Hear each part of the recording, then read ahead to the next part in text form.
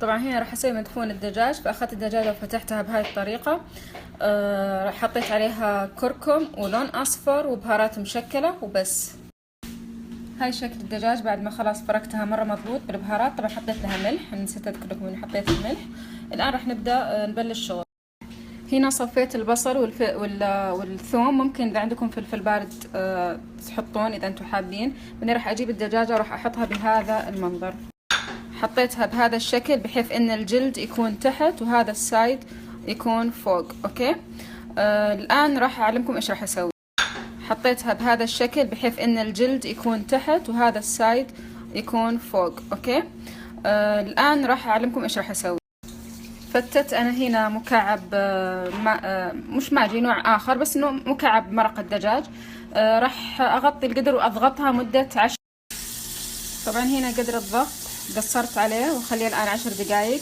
وهنا حطيت موية مع ملح مع شوية بهارات حب عشان الرز. هنا هذا منظرها بعد الضغط. استنى بس الرز يستوي نص سوا واكب عليها. اسمعي شو انه دخان.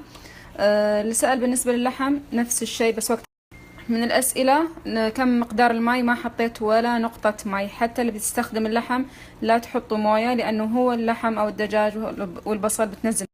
هنا قاعدين نسلق الرز. طبعا الرز اللي استخدمته الوليمة، لأن المدفون المندي المضغوط كلها نستخدم فيها رز مزة، فهنا استخدمت رز الوليمة أو أبو كاس.